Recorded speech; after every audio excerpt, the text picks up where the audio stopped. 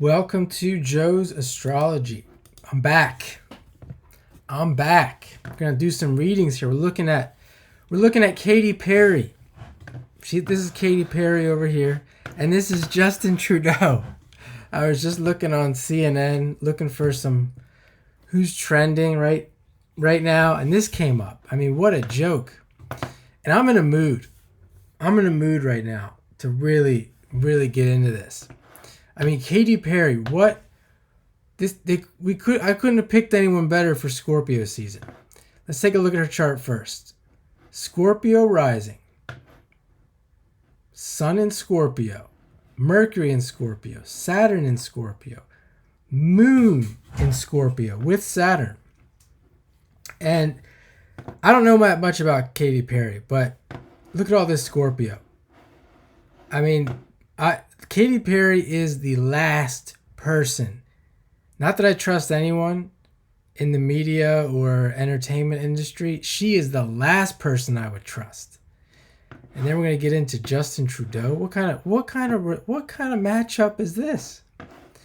So we see here Katy Perry also has Pluto conjunct the Sun. And the South Node is in Scorpio. South Node's there, 27 degrees. I mean, the secrets that this woman must have has to be outrageous. And it's not just because she has all this Scorpio. When we know a famous astrologer has a lot of Scorpio from the astrology podcast. And I mean, I'm leaning on the side that I would trust him. So it's not just about it being Scorpio. It's the fact that who she is, what she does, the songs that she sings, and on and on and on. And then having this together. This is how we look at astrology. It's not just the astrology by itself. And let's see if there's anything going on with the... Well, before I do that, look at this moon. All in the first house. Moon in the 12th. Pluto in the 12th.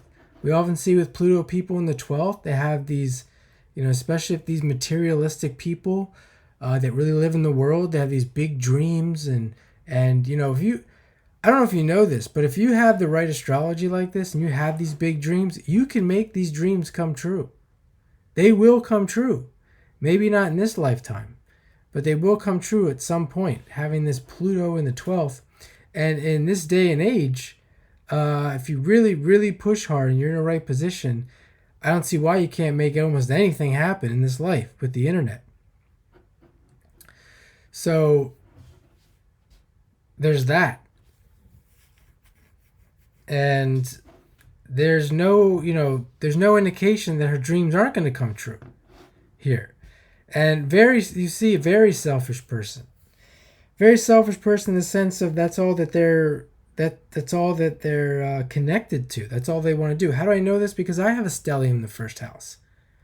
And I'm not saying that I'm selfish in that sense, but when I look at my life and how it's transpired, even though I don't want to be selfish, I find myself in a very isolated, self-indulging position. And that's how astrology works sometimes. It's not that this person with the first house stellium is necessarily a bad person. It just works out that way. It's like we're all characters, looking at it from the sense that we all are characters in this play and we have limited control on what we can do with this character. Generally speaking. Look at this Moon, Saturn, Mars in Capricorn, Jupiter in Capricorn. Don't let me get started on Jupiter in Capricorn. Jupiter conjunct Mars. This is a very ambitious placement in the second house. Second and third. Venus, borderline second. In the first and second, Sagittarius. Venus and Sagittarius. We have a Venus and Jupiter combination there with Venus and Sagittarius. Not to mention, it's almost in the exact degree of Jupiter itself. Very ambitious alignment here. Personally, sorry if you have Jupiter in Capricorn, there better be there better be some mitigating factors, because Jupiter in Capricorn by itself, everyone I've met, except my father, I absolutely cannot stand them. Absolutely cannot stand them from like a relationship standpoint. Aside from my father, all the people I've met, I can't. They're super, super ambitious in the worst ways. So, I told you I was in a mood. And like I said, Capricorn, all this Saturn ruled stuff. Why am I bringing this up? Because Justin Trudeau's government. He's government. And look who Katy Perry relates to. 7th house, Taurus. Without looking at anything else. She, we're going to guess that Taurus, if I would guess, okay, she's going to relate to someone with money.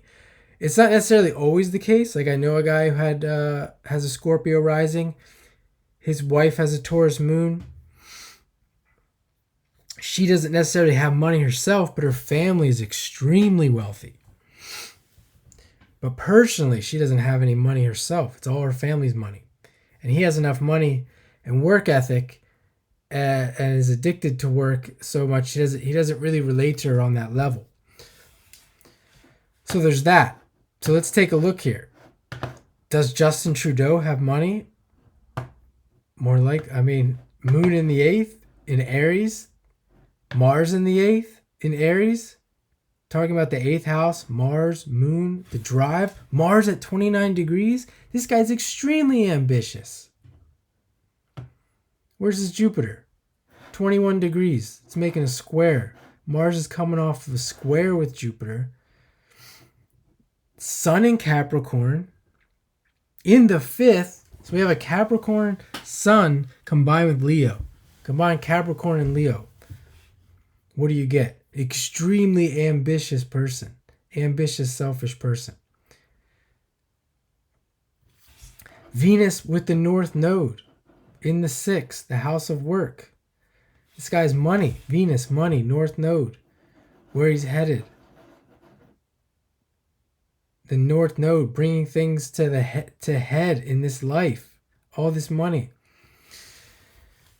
Talking about sometimes wealth and fame can be correlated with Aquarius. So this guy is money.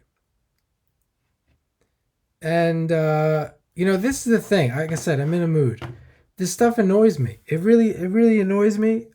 Thank God for astrology, because otherwise I don't know what I would do. But it still annoys me, even though you see the astrology and you're like, okay, this person has to be with someone with money. And, someone that's going to increase her status, increase this larger than life dream. But it doesn't make sense to a person like me, because even though my chart, if you look at my chart, I've had periods of being very ambitious. I've had periods of chasing money, living the good life, etc. It's not the same. It's not the same. I still like ordinary people. Like I'd be perfectly satisfied with ordinary people.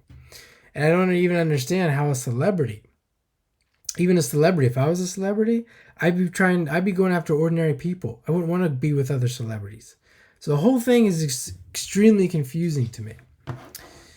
Other than looking at the astrology, like this person can't be with an ordinary person because it doesn't fit the script, which tells me that there is a script. Look at this Neptune in her chart. I was talking about the 29 degrees. Neptune, this dream that's going to come true. It has to come true. Neptune, 29 degrees, Sagittarius. He's got Mars at 29 degrees. I have Mars at 29 degrees. I'm already looking at my astrology and looking at that on a path to coming true. The Mars at the 29 degree in Aquarius. And looking at his, you see the politician, more this larger than life drive, Pisces, Neptune, Jupiter, Mars. I'm going to sneeze, so please excuse my because I'm not editing this video. Might not ever edit my videos on Joe's Astrology. Just Joe's Astrology doesn't make money.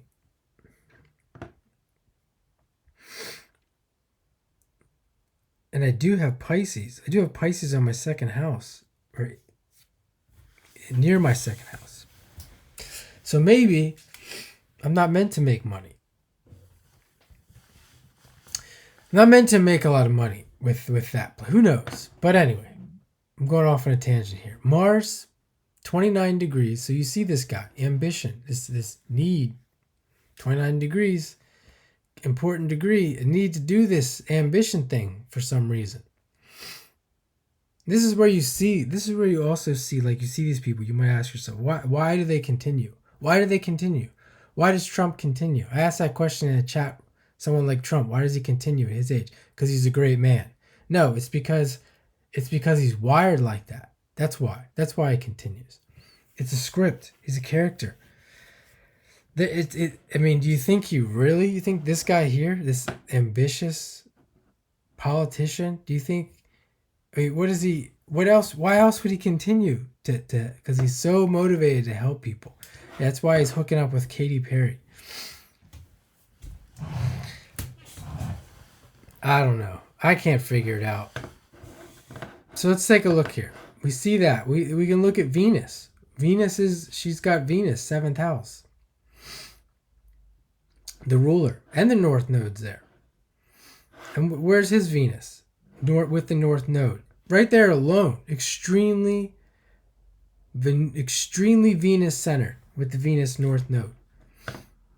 Look at the sun. 3 degrees. Venus and the sun, same degree. Looking at aspects now. Venus and Pisces, same degree. Another dreamer. Another guy living in a dream world. Venus, Pluto, almost exact trine. She's got the Venus, or the Sun Pluto. And a close Venus Pluto herself.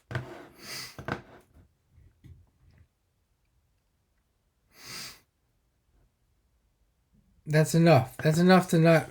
They could add Venus and Mars there too. We don't need to go any further. This is a Venus guy. I mean, when you're out there, for you people out there that believe in dating and believe in the chase and things like that and all the other things you can chase, if it doesn't line up, I don't see how it's going to work. Which really, not to be a downer on the hope, but that's the reality. That's the reality. You can ask for whatever you want 1,000,000 times over. Doesn't mean it's going to come true. Yes, like I said, I'm in a mood. I'm in a very Neptunian state of disillusionment right now. And I'm okay with that. What else? Let's look at the last thing here. Let's look at his 7th house cusp. Pisces. What did I say? She was a 12th house Pluto. Neptune, 12th house. Pisces. She has that Neptune at 29 degrees. Let's take a look at that Neptune. 29 degrees. Capricorn. It's making a sextile to the sun. Almost exactly. It's 29 degrees Sagittarius. Almost exact sextile to the sun. I mean, just the Neptune alone at 29 degrees, and then the combination with the 12th house Pluto and the sun contact, and the Jupiter here, Jupiter. Let me tell you about Jupiter and Neptune together. Speaking of all this larger than life ambition and everything else, I don't know if I've ever seen none of this stuff be real that I'm talking about with a Jupiter not be real with a Jupiter Neptune conjunction in the chart. He's got Jupiter and Neptune in the same sign with Mercury there pulling them together. So there's that. And, you know, he's got Mars there kind of close to the 7th. I mean, it's in the 7th house whole sign. So we're looking at a very Mars person, ambitious person, a fighter. And there we see Mars in Capricorn where it's exalted. And all the other things I said about Mars in her chart. So very much a Mars person herself. Imagine the conversation these people would have if this is even real. Oh, you like to? What are you interested in? You're interested in taking over the world too? You're interested in piling up as much money as possible so you can have as much power, Scorpio, as much power as possible, so you can dominate over the minions on Earth. Oh, you asked, well, where's the Scorpio stuff in his chart? Well, let's see. He has no planets in Scorpio. He has Scorpio on the 4th house cusp, though. A powerful placement. And he has Mars trining the 4th house cusp. Like I said, he has 2 planets in the 8th. Where's his Pluto? 2 degrees. 2nd house Pluto. Opposite. You see a 2nd house Pluto. We're looking at if we're looking at it from a Pluto level, this is a very insecure person. At a deep soul level, this is a very insecure, potentially could be a very insecure person that needs to acquire things, money. All this, you see him going after stuff in the 8th house in order to feel secure, to acquire land, resources, in order to feel secure, to have that power. The Pluto, as I said, it's trining the North Node, trining the Venus, the Sun, Pluto's Sun. There's lots of Scorpio in his chart. The Saturn, that's up here near the MC, which you could say is retrograde at 0 degrees, pretty much retrograde there coming out of Taurus. There it is, making a trine to Pluto. The Pisces 7th house cusp. Neptune at 3 degrees. Well, I'm going to stop there.